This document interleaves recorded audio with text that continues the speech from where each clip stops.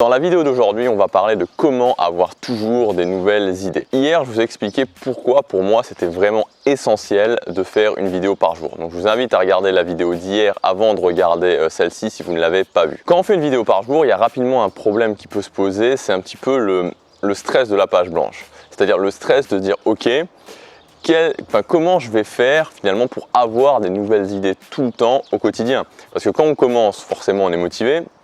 C'est-à-dire que bon, les 7 premiers jours, les 14 premiers jours, les 2 premières semaines, ça va bien se passer. Et au bout d'un moment, on va se dire, ok, comment dans ma thématique, c'est-à-dire une thématique qui va être forcément relativement ciblée, je vais pouvoir développer toujours de nouvelles idées intéressantes, des nouvelles idées qui vont vraiment impacter les gens. Et je crois que tous ceux qui ont déjà fait une vidéo par jour se sont retrouvés dans ce problème-là et ont un petit peu vécu ce stress-là. Et c'est pour ça qu'aujourd'hui, dans cette vidéo, je vais vous donner 5 points qui vont vous permettre d'avoir plus facilement des nouvelles idées et qui vont vous permettre justement d'éviter ce stress de la page blanche. Le premier point, c'est de structurer ces vidéos. Donc ça peut paraître sans lien finalement avec le fait d'avoir toujours des nouvelles idées, mais quand vous structurez bien vos vidéos, ça va vraiment vous aider.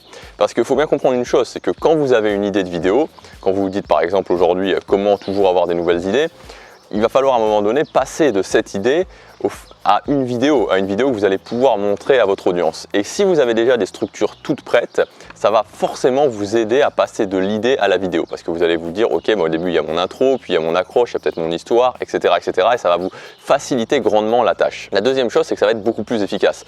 Parce qu'encore une fois, faire une vidéo par jour, c'est très bien, mais l'idée, c'est pas de faire une vidéo par jour et que les gens, une fois qu'ils ont vu votre vidéo, ils l'oublient directement. C'est-à-dire qu'il faut qu'il y ait un certain impact sur les gens, il faut que les gens se souviennent de votre vidéo et qu'il y ait quelque chose qui se passe à la fin de votre vidéo. C'est-à-dire que si vous faites du divertissement, que les gens soient amusés, si vous êtes plutôt en mode motivant, que les gens se sentent énergisés. En ayant des structures de vidéo, forcément aussi, ça va vous permettre d'être plus efficace et d'avoir des vidéos plus impactantes. Et enfin, dernier point, c'est que ça va être plus facile d'avoir des nouvelles idées.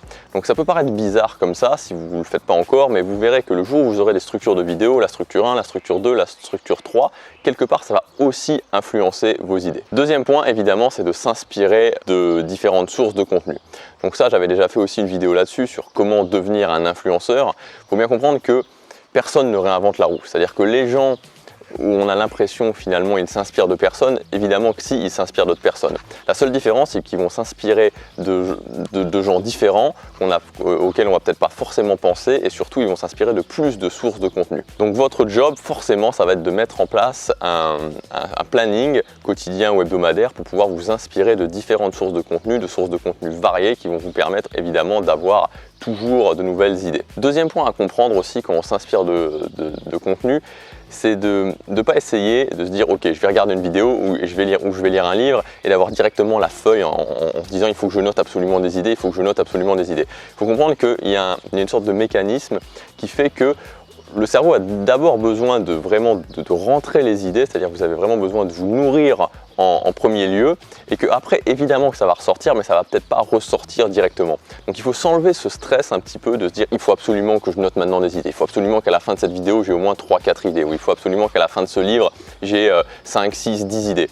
Et plutôt se mettre dans une optique, ok, je vais me nourrir de contenu, je vais me nourrir régulièrement de contenu, je vais mettre en place une habitude vraiment d'avoir ce contenu, de lire des livres, de regarder des vidéos, et je sais qu'au bout d'un moment ça va ressortir, mais ça va peut-être pas ressortir immédiatement. Troisième point, c'est de travailler son environnement. Ça sert à rien de se mettre devant un bureau et se dire ok, donc maintenant pendant une demi-heure je dois avoir des idées, parce que clairement ça fonctionne pas. Justement, le contenu, pour l'amener à ressortir, de façon efficace, vous allez devoir vous-même trouver à quel moment vous êtes inspiré.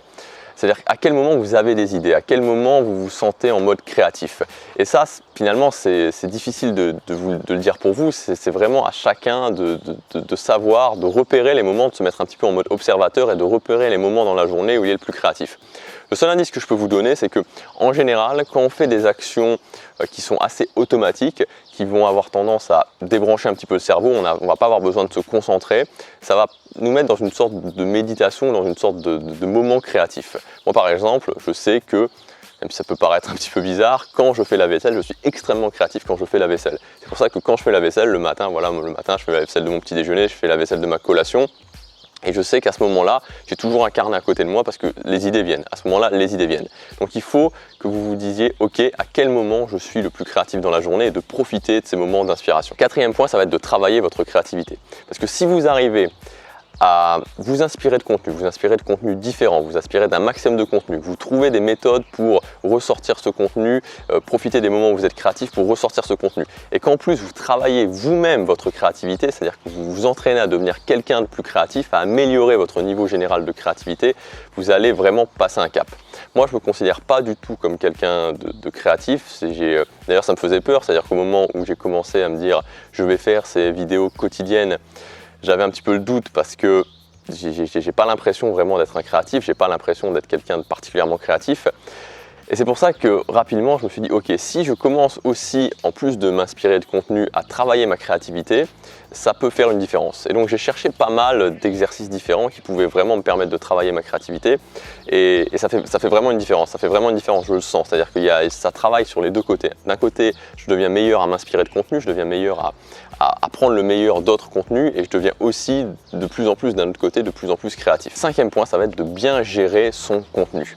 Bien gérer son contenu, c'est quoi? C'est vraiment d'avoir un système qui vous permet, du moment où vous devez rechercher les idées, au moment où vous avez votre vidéo finale, d'avoir des systèmes de gestion de contenu. Alors ça passe par le fait d'avoir toujours un carnet à côté de soi ou d'avoir toujours son smartphone à côté de soi pour ne pas rater des idées. Ça passe aussi sur le fait de bien gérer son calendrier de contenu. Ça passe par le fait de faire des liens avec sa thématique. Donc c'est tout ça qui va finalement vous faciliter la tâche pour avoir toujours de nouvelles idées. Parce que si vous n'avez pas de calendrier de contenu, si vous vous dites ok au dernier moment, voilà, aujourd'hui je dois absolument avoir une idée parce que j'ai plus rien de prévu, c'est assez stressant. Pour résumer, les points essentiels pour moi qui vont permettre d'éviter ce stress de la page blanche, qui vont vous permettre d'être plus à l'aise et de surtout avoir toujours des nouvelles idées, des idées qui vont être impactantes. Premièrement, ça va être d'avoir des structures claires de vidéo, des structures claires et précises qui vont vous permettre de passer de l'idée à la vidéo finalement que vous allez dire, c'est-à-dire d'avoir des plans comme je fais actuellement. Vous voyez, j'ai un plan sur cette vidéo, donc c'est pas un plan que je récite par cœur, hein, c'est juste des idées, mais en fait c'est une structure de vidéo qui me permet vraiment d'être plus efficace, d'être plus rapide et aussi d'avoir des nouvelles idées. Deuxièmement, ça va être de s'inspirer de contenu, d'avoir des sources de contenu différentes et de comprendre qu'il y a un temps entre le moment où vous rentrez le contenu et le moment où le contenu ressort. Troisièmement, ça va être de trouver vos moments où vous êtes créatif et vous allez pouvoir pas créer des nouvelles idées, mais vous allez avoir justement cette facilité à noter ces idées, à préparer votre calendrier de contenu. Quatrième point, ça va être vous-même de travailler votre créativité pour que votre niveau de créativité augmente et que ça vous facilite la tâche. Et enfin, dernier point, ça va être de mettre en place un système pour gérer son contenu et que tout ça file sans problème. Si vous voulez recevoir tous les matins directement quand vous vous connectez sur YouTube une nouvelle vidéo, donc je le publie tous les jours à 5h30, il suffit simplement de vous abonner en cliquant sur le petit carré qui est là. Vous cliquez dessus, vous mettez s'abonner et vous recevrez une vidéo directement quand vous vous connectez à YouTube. Je vous dis à demain, prenez action, chaque jour compte.